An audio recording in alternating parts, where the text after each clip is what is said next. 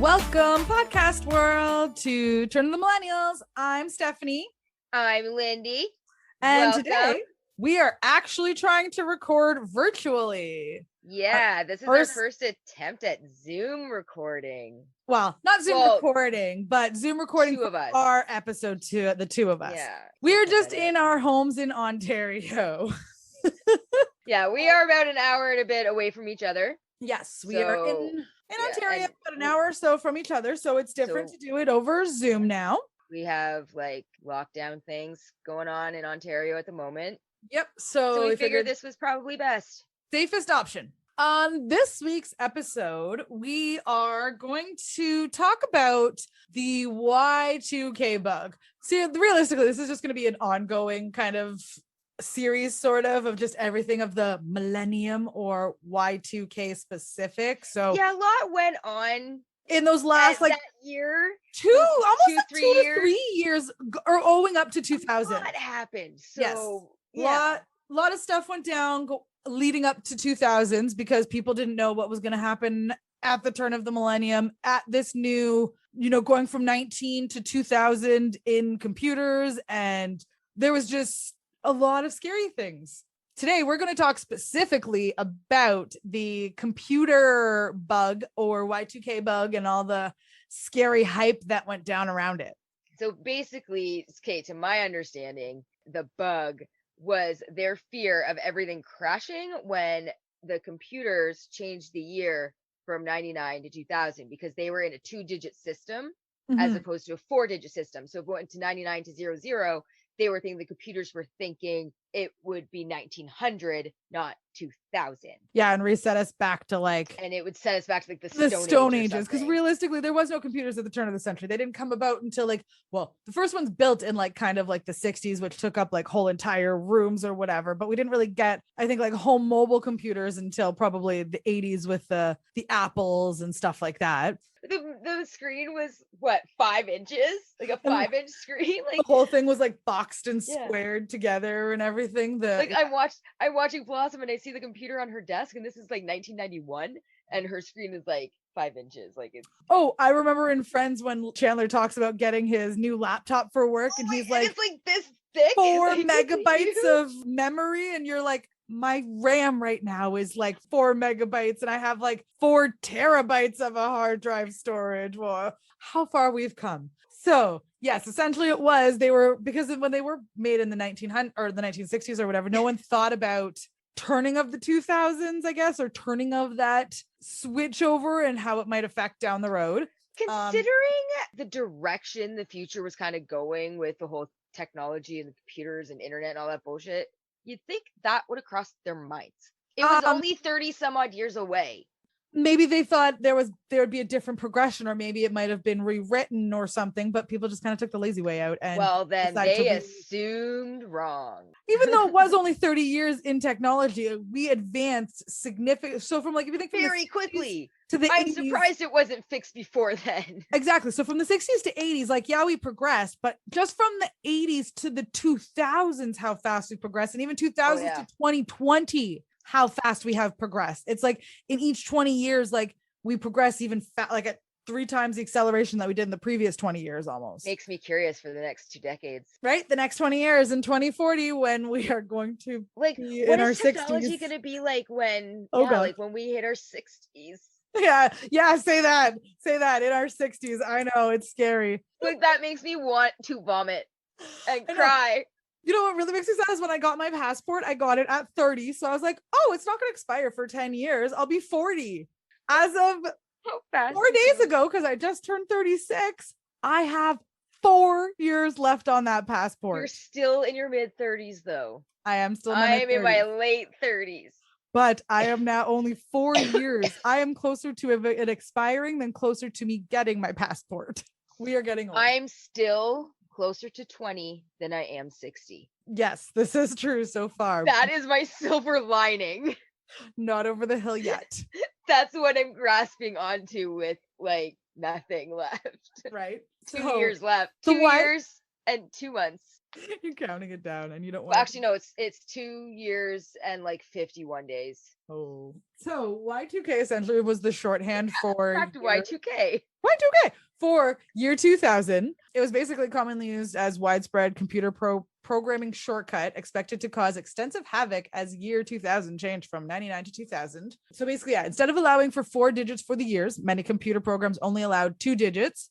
Originally programmed in the 60s, engineers shortened the date because data storage in computers was costly and actually took up a lot of space. Fear that 2000 would be interpreted to 1900, not 2000. Back in the 60s, they didn't have, so that's actually what it was. They didn't have the space at the time. Because remember, I said they had like the University of Waterloo had like a computer that was the size of like a gymnasium or something like that. So I vaguely remember hearing about that. Yes. Right. I think my dad talked about it or parents talked about it kind of thing. I guess it took up too much space to have.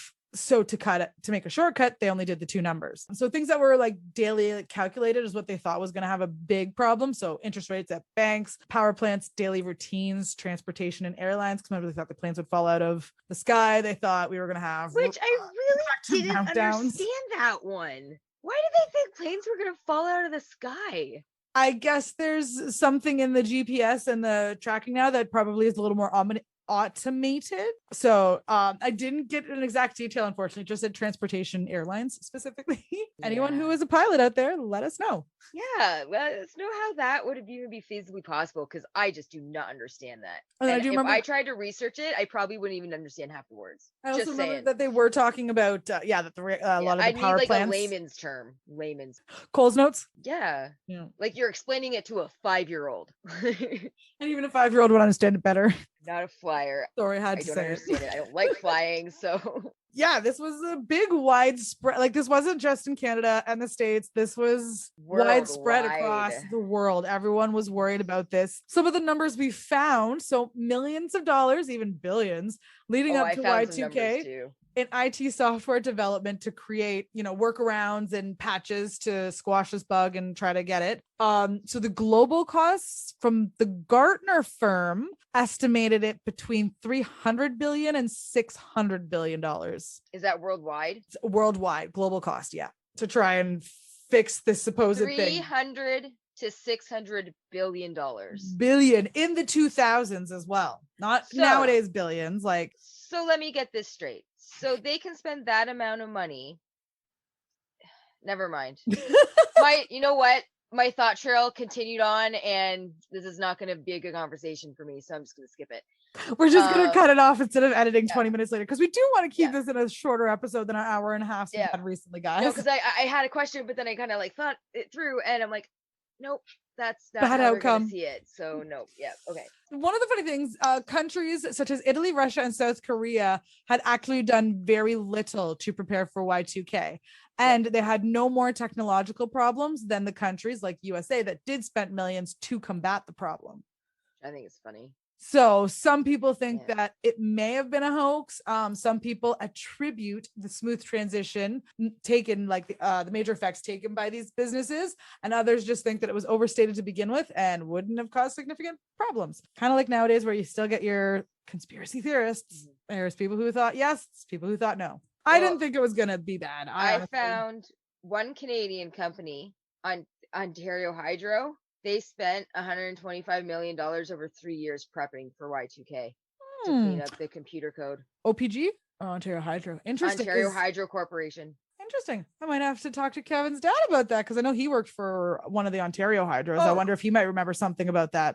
Interesting enough, hospitals wouldn't book surgeries for the sensitive post-December 31st period. Pretty sure we talked about another episode, and it's amazing, and it's still at the Best Buy, I'm pretty sure, in Kitchener. The please turn off your computers on December 31st, 1999, because we were all afraid. And I think that was also the year that Backstreet Boys was Show Me the Meaning of Being Lonely came out, and it was the first music video premiered on Much Music, I think, in the new year. I have to double check that one, but I'm pretty sure I remember that. It was a big thing. They had like a big lead up to it also as well going into it, that it was like a huge premiere after New Year's and everything. I can't remember if that was in 99 going into 2000 or the year after. There was also in the States, the year 2000 Information and Readiness Disclosure Act was created to prepare for the event and formed a president's council that consisted of senior officials from the administration and official agencies like FEMA and FBI and things. The council monitored efforts made by private companies to prepare their systems for the event. The president had all these councils and stuff. It was widespread, guys. It was a big, big thing. It was everywhere. Every government, well, almost every government, you already covered that certain countries didn't really do much. And like corporation company did what they could to prevent any type of loss of information or like finances or anything. Like, how did Wall Street handle this? Do you know? I don't know. I did not. I didn't even think to freaking right. I didn't like, even think to do that. I was actually looking through CBC. They had a New Year's celebrations and like Y2K archive page that I was finding, and that's what I was kind of going through. So I was finding a lot of tidbits from the CBC's website. I did say that China was described as one of the 4 countries most likely to suffer the greatest Y2K related disruptions. Some top airline executives say they'll be flying in their own commercial planes on December 31st and January 1st, just to prove how safe and how much they've fixed the bugs. Ooh. But just in case, hundreds of seminars have been held to educate people about Y2K. China does have one advantage. Technology and automation arrived later here than in other countries. So many sectors have computers that came Y2K ready. It was the biggest what if that never happened. This is what I also read somewhere. That was in our notes. I wrote that at the bottom of our notes. Oh, okay. All right. I was like, oh, okay. That's funny.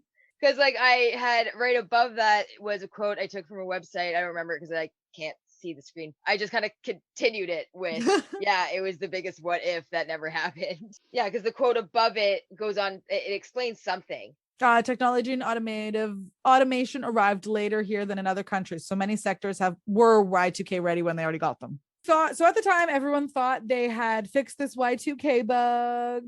Everything was fine. Essentially, what they did at the time was it was called, well, now they call it windowing. So basically, they treated all the dates from 2000 to 2020 as from the 2000s rather than the 1900s. So a bunch of computers actually had a problem in 2020 with reading 2020 because I guess they overlaid the 19 part or something. I think that's what I got from it.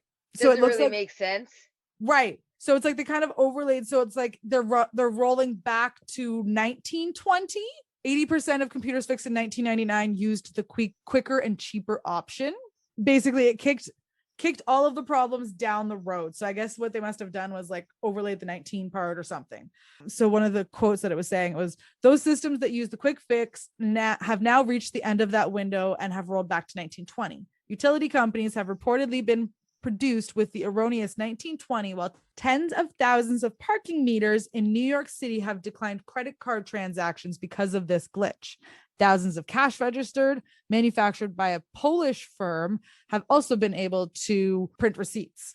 It says exactly how long these 2020 fixes will last is unknown, as companies haven't disclosed details about them. If the window is simply pushed back again, we can expect them to have the same error crop up. It seems like no one has gotten to the root problem of this Y2K thing. And they said that another storage year would be 2038. They just put a Band-Aid on it. Yeah, exactly. We've just kept putting this Band-Aid in this Band-Aid, which pushes it 20 years down the road. So the next one is 2038. It stems from Unix system, which I used to use at my work, which is like a basic kind of DOS system. It's stored at 32-bit integer, which will run out of capacity at 3:41 a.m. on January 19th, 2038. Because I guess they still have this Unix epoch time underneath everything. It's kind of, I know you have no idea what I'm talking about, but basically they've used this old DOS base system. And I guess it's all still kind of running on this time, but I guess that system runs out at 2038. So we've pushed it from Y2K to Y2020, and then now we're going to have a Y2038 problem. At least that's what we've read according to our researches. No, it's 2021 and I'm only just hearing of this now. I know, right? That's what I thought was funny too, was that we didn't hear anything about this previously. Just as we got into this research for this episode, I heard about this Y2020 and that New York City had these issues with it. Like what was Y2K, or I mean, COVID didn't really get into bad territory until March. So and that's like that'd be almost 3 months. So unless we were dealing with World War III from Trump at the time, and maybe that's why people didn't notice. Yeah, that whole fucking thing. I'd like to like black out those last 4 years, that area. So basically this millennium bug was never fixed, never got to the root cause, never fixed the problem. We just, like we always do in a lot of society, we just like to bandage and put it off on future generations, like emissions problems. It's a lot of problems. Right? There are a lot of problems. Right. But I also remember, I wish I brought it. I'll have to get it for the next millennium episode that we do. But my grade 9, your grade 11 yearbook, when they had the Y2K insert, the special McLean's edition insert added into our yearbooks. I want to have that one. So on the next episode, the next millennium episode, I'll bring that out of storage and we'll talk about that one. Cause it had a few of them where it was like top events that happened, celebrations from across the millennium and stuff like that. And it was cool. Do you remember where you were when you rang in 2000? Now I have to check this show. You would have been 14. If it was the year that the Backstreet Boys came out with their video, I was at grandma's. Well, I was 16 in grade 11. Released 1999. Released December 21st, 1999. So yeah. Yep. The music video for the track was released on 1999's New Year's Eve and was directed by Stuart Gosling. Yes. So I was at grandma's with Danielle watching New Year's Eve, and then we went over to Much Music and we watched the premiere of that episode, or of that music video. I feel like maybe we had a friend over too that weekend, but I don't know who it was. I can honestly say I don't think I remember where I was. I'm pretty sure I remember who I was with. I just don't remember where we were. And I wouldn't have been drinking because I would have been with my high school clique. Like I would have been with like Catherine and Katie and Tiff and Lisa and Andrea, Danielle. We would have all been together. Well, Danielle would have been at my house with grandma. Okay, so Danielle wouldn't have been with us then.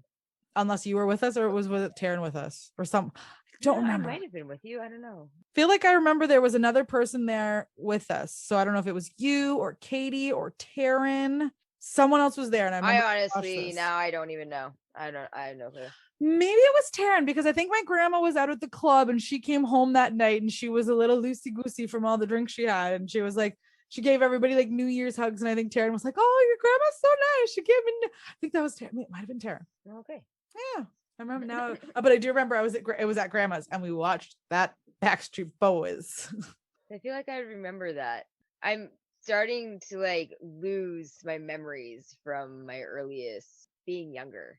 I'm starting to be like, I used to remember like something specific and now I can't remember it anymore. Because if you don't use it, obviously you start to lose it. Or another thing, one thing I kind of read was that like when you break up with someone or like lose a friendship and things like that, you actually kind of lose a part of your memory, because there's something about the memory together that it's like a trigger with you. Yeah, so you literally almost lose a memory when you lose that person. It was really weird. I was like, but I'm like, that makes total sense. A long time ago. I think it was on like John Tesh or something like that. The way our brains work is weird. Right? So weird. So fast. We're capable of so much and yet we use so little. But if only we had access to all of our brain, the shit we could do. We would be like X-Men. Unstoppable. So I think Avenger. They're all part of Marvel. It's fine. X-Men are way better anyways. I love X-Men, but I love Avengers. I don't know. I like I want to be Captain Marvel. Storm. I know she was just awesome. Captain Marvel's awesome. Like, or Phoenix. Pretty much literally do like everything. I saw the trailer for the new Venom movie. Aaron just watched that. I saw like the last 5 seconds of it. I can't wait for it. I loved the first one. I can't wait for the second one. I love Tom Hardy. My team. So I think that's really all we've got. Do we have anything else for like Y2K? Because we totally got off topic quite a bit. We did. But I feel like that's most of all for like the bug stuff, unless you my French tidbit. My baguette tidbit.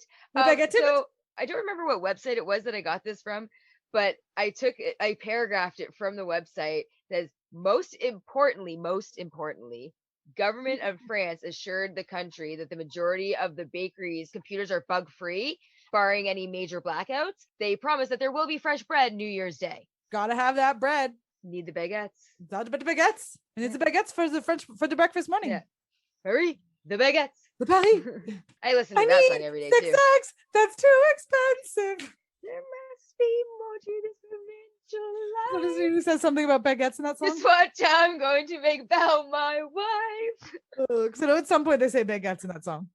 Yeah, it's Marie, the baguettes, hurry up. That's what it is. Also, I had a couple of different, like, some more tidbits that France had their train stopped for a half an hour, about probably 11:45 till 12:15, stopped for that night.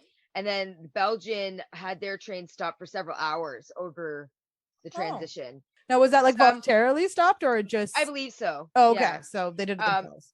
Yeah, they got them all, like, they coordinated with the country and was all of our trains, everything was stopped for this amount of time because they didn't want anything going wrong with the computer systems and causing derailments and death and whatever, right? So they paused them for quite some time until they figured it was safe. And actually, some of Europe's shipping was halted as well, and the ports were closed over New Year's Eve. Most countries had all of their emergency personnel on standby. Yes, I did read that emergency personnel was on standby alert for everywhere, which is fantastic. I mean, that's great. And I mean, realistically, at the same time, everyone was like kind of doing celebrations and partying anyway. So of course, if they're out in public, they're going to be having, some people should be there. So I watched that episode of Family Guy, the Y2K episode of Family Guy. Show me potato salad. Yeah. Left foot, right foot, left foot, right foot. Pudgy the whale. Cookie Puss. Yeah, so I was watching it with the kids, and I'm just like, this was 21 years ago. Well, even just like, not only was Y2K 21 years ago, that episode was 21 years ago. Kevin watching Futurama on Disney Plus, the same, like, I think the first episode is 99 2000, like the switchover. 1999. Yeah, it's 1999. Yeah, so exactly the same thing. During the countdown is when he gets locked into the thing, because we're watching that too. Yeah, 21 years ago. We're on season 4. Kevin and I would watch it on his, like, it was his like fall asleep one when it was on Netflix, and then it was gone forever, and he was so sad. And then as soon as it came to Disney Plus, he was like, oh, I'm so excited. We watched it so much, Aaron started dreaming about it, so we had to stop watching it for a little bit. So funny, but it's a good show. I like it. But yeah, I think any more tidbits about that, or anything else you want to talk about the Y2K bug at this moment in time? I think right now that's all I've got. My notes for my Y2K bug, and plus wanted to keep this a little bit on the shorter side as well. So yeah, I don't recall anything interesting happening around here, like in where we grew up. I think just City Hall had festivities and stuff like that, but no. Yeah. I think everything ran like very normal, like nothing was disturbed. No major traumas. Yeah. Nothing out of the usual. Just rang in a new decade or whatever. And then everybody just went millennium. Went to sleep, and then we all woke up in a new millennium and weren't any of the wiser. No, we still are not wearing plastic, or well, maybe holographic, but we are not wearing plastic clothing. No, we are not. So you remember like all the futuristic clothing we wore at the like millennium dances and stuff like that? Yep, I remember that. Everything was silver. Everything was like silver, black, or white. I do still wear silver and holographic stuff if I find it, because it's so pretty. But we're not wearing plastic stuff. Not what we thought we'd be 20 years from now. No, the world is definitely not where I thought it would be by 2021. Me neither. Like, I kind of wish that I had like an old school project or something where as a 7 or 8 year old, I predicted what the world was going to be like in the year 2020. Right. And I want to know what like 7-year-old me thought. On the CBC one, there is some stuff where there's like kids giving predictions of it and stuff. That's why I thought it was kind of funny. Of like what like from back then. Yep. And then there was also 2 psychics they had a little snippet interview of 2 psychics that what their predictions were for the next millennium and stuff. It was actually kind of really interesting. Were they accurate? Some things also, like, it's still only 20 years into it, so we might not even like some of the things might not happen quite yet. For the whole, got it. Okay. Yeah. Understood. All right. Well, I guess this concludes our podcast on the Y2K bug. Yeah, concludes our Y2K the whole episode. World in an absolute tizzy and spent billions upon billions of dollars. Okay, so they knew that this was gonna fucking happen. Everybody waited literally until like the last year or two to do anything about it. The American way. No, but I don't even just mean in States. I mean like the whole world. Everyone only waited till like the last year or two, unless it really couldn't be implemented until then. Like maybe it was like time sensitive or something. No idea. Not a computer genius. Not technologically savvy at all. So that's my guess. I have no idea. But so we're on the same page. That is the rest of our Y2K episode. Thanks so much for joining us. Thanks for coming back. Follow us on all the socials. Instagram. I think we got TikTok. We got Spotify, Twitter, Apple Podcasts. yeah, listen and subscribe to us on Spotify, Apple Podcasts, Google Podcasts. Do have a Patreon. Everything is at Turn of the Millennials Pod. Our website is millennialspod.com, and our email With one N. No, that's our email. Oh wait, that's our email. Because Sorry. I fucked up. It is Turn of the Millennials with one N in millennials podcast at gmail.com. And you can don't judge her for that. I know. I'm sorry. I don't judge you for that, Stephanie. Yay. Feel the love. So yeah, follow us, subscribe, share with your friends. Yeah, word of mouth travels. And check our old episodes because they are awesome. And we have some fun guests coming up in some future episodes. Yeah, if you haven't yet, check out our Ed the Sock episode. Absolutely. It was such a good time. We were so smiley the whole time. I was so effing stoked to talk to him. Right? So stoked. So good. So yeah. So keep us on your radio now. No. Keep us on your Spotify, on your playlist, and we will see you guys or talk to you guys next week. Yeah, have a good one. Peace out.